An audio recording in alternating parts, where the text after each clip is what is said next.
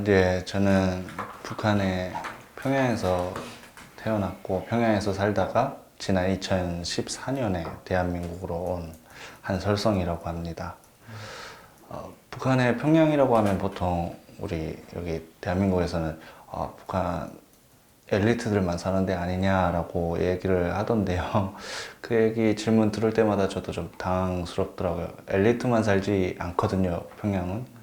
대부분이 그냥 평범한 그냥 시민들이고, 거기에 뭐 한 10% 정도가 그냥 집권층에 종사하고 있다?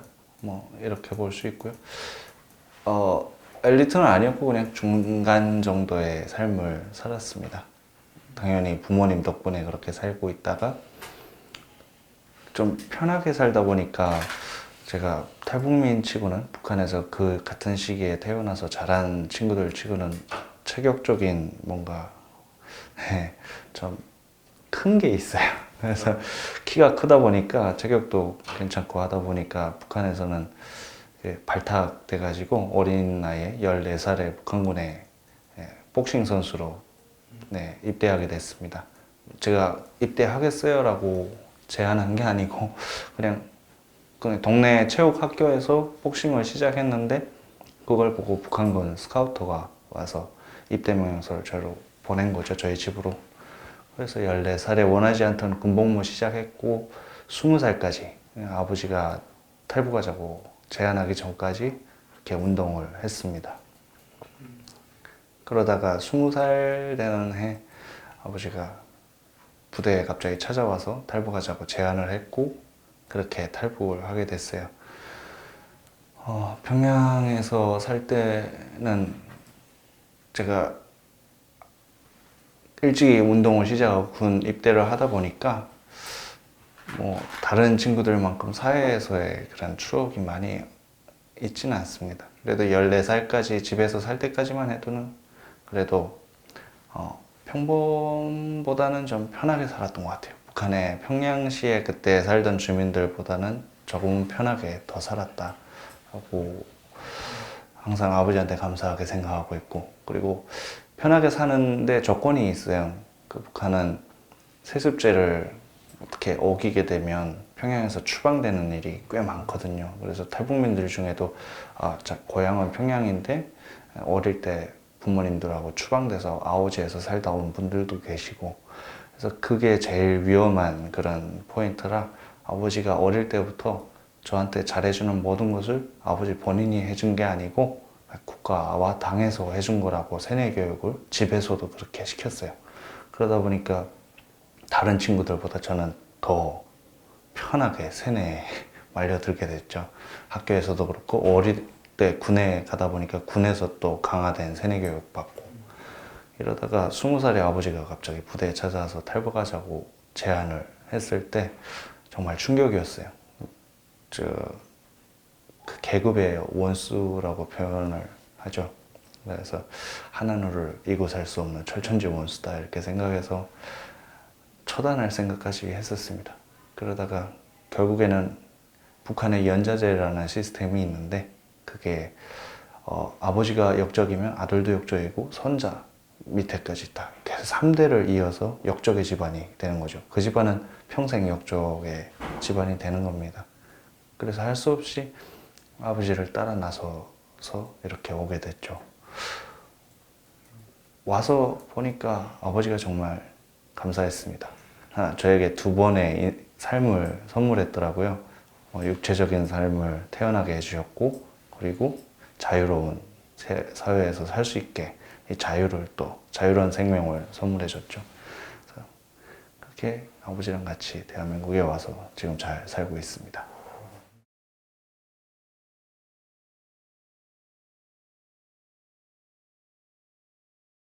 처음에는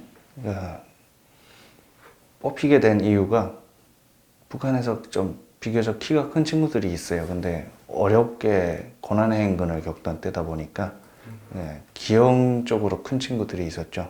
그래서 키가 큰데 자기 몸을 자유자재로 다루는 이런 사람들이 쉽지 않았던 겁니다.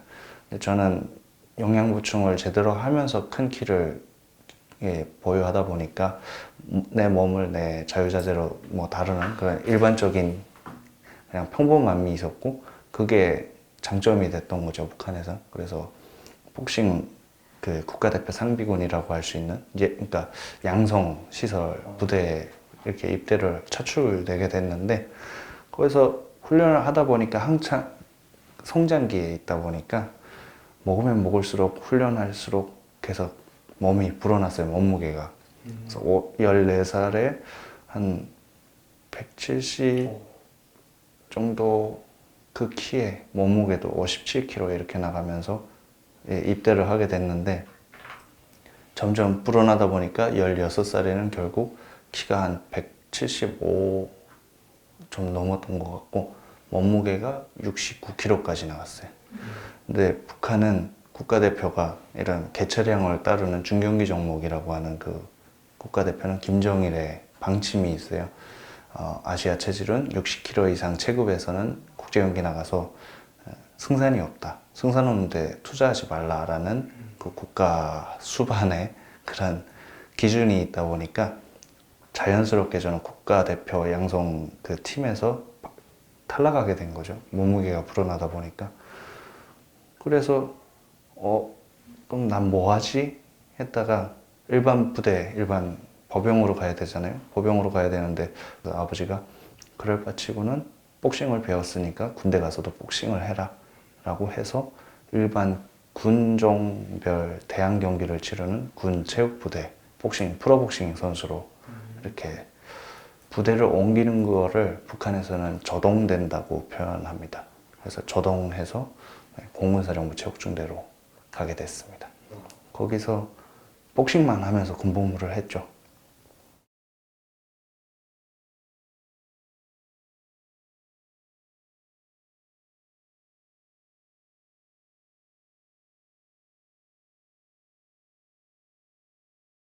할머니가 전라남도 목포 출생이시고 일본의 오사카에서 쭉 자라시고 함흥으로 이렇게 시집을 오신 케이스다 보니까 거기서 광복이 되고 6.25가 터지고 이래서 북한에 남은 케이스거든요. 그러다 보니까 북한에서 자본주의를 맛본 몇 안 되는 사람 중에 할머니는 한 분이었고 아버지에게 아무래도 그런 자본주의적인 이야기를 많이 했으니까 아버지도 북한에 대한 그런 좀 안 좋은 그런 생각을 가지고 있었죠. 그러다가 고난의 임금 겪고 더는 아니다 생각해서 제가 그때 뭐 제가 태어나기 전에는 할머니가 연로했고 제가 태어난 후에는 할머니 7살 때 돌아가셨는데 제가 어리니까 또 같이 오기 힘들고 해서 제가 다 클 때까지 기다렸다가 탈북하자고 제안을 한 거죠. 근데 한 가지 간과한 게 제가 그렇게까지 세뇌에 푹 빠질 줄을 몰랐던 거예요. 그래서 아버지를 막 처단하겠다고 원수라고 이렇게 표현할 줄 몰랐죠. 근데 뭐 어쩌겠어요. 그 북한 시스템이 만들어낸 모순점이죠. 결국 내가 혁명사상에 투철해도 아버지를 처단해도 결국은 역적이 되니까 그 모순점 때문에 결국은 아버지 따라서 오게 됐습니다.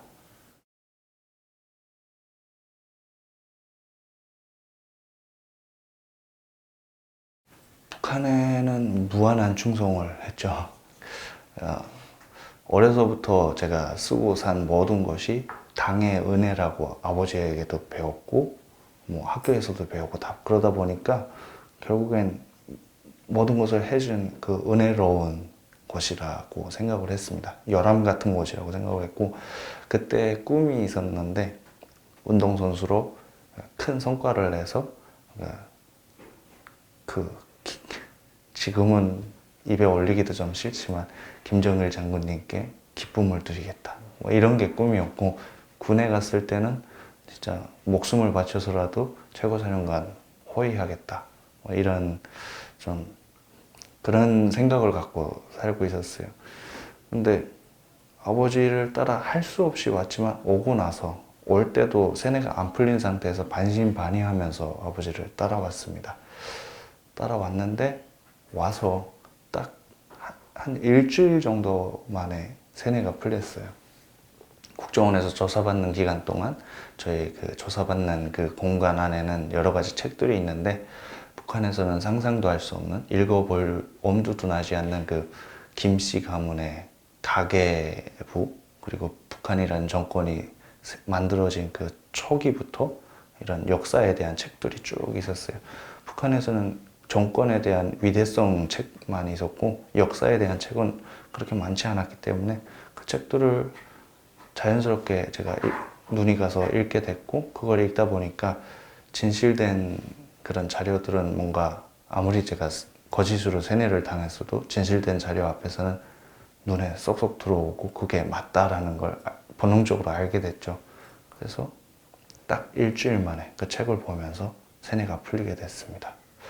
북한에 있을 때 핸드폰도 2009년도부터 북한에서 실용 판매가 됐고, 그 군인 신분이었기 때문에 제 명의를 쓰진 못했지만 장마당에서 명의를 팔아서 핸드폰을 이렇게 사고 팔 수 있었거든요. 그래서 핸드폰을 일찍이 소유할 수 있었고, 그게 한류를 제가 접하는데 가장 큰 작용을 했어요. 그래서 핸드폰을 통해서 SD 카드를 이용해서 부대에서 친구들끼리 돌려가면서 남한 드라마나 영화를 보고 했는데, 그 당시에 제가 세뇌가 된 상태에서 그걸 봤잖아요. 볼 때 재밌고 북한에서는 상상도 알 수 없었던 이런 장면들이 너무 현란하고, 그래서 재밌게 봤는데 보면서도 이런 생각을 했어요. 우리는 혁명사상이 투철한 진짜 인간다운 삶을 살고 있고 생활을 그런 사고방식을 갖고 있고, 저 자본주의 적들은 저렇게 현란한 삶을 살아도 머리통이 썩어 빠졌다, 이런 생각을 하면서 비판적으로 그 영상들을 봤던 것 같아요.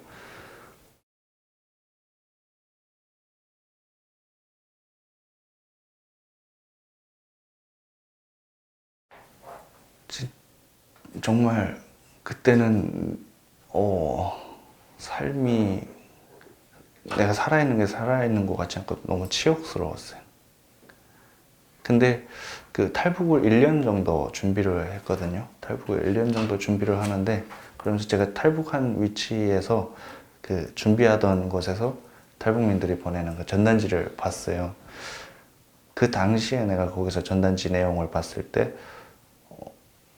제가 한국에 와서 조사받으면서 책을 보고 일주일 만에 세뇌가 풀렸다고 했는데, 진짜 진실된 내용은 사람을 빠져들게 하더라고요. 북한에서 적들이 보내는 삐라는 다 거짓된 거다라고 교육을 해서 안 보려고 했는데 보이는 첫 문장부터가 나를 끌어당기는 그런 내용이었고,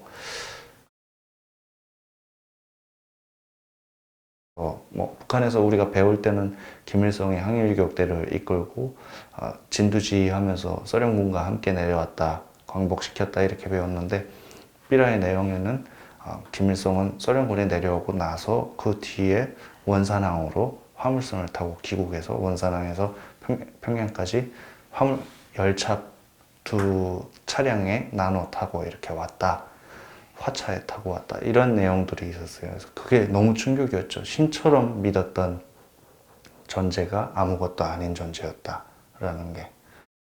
그런 걸 보면서 조금씩 흔들리기 시작했던 것 같아요. 그러면서도 결국에 올 때까지도 세뇌는 풀리지 않았죠. 흔들리긴 했지만.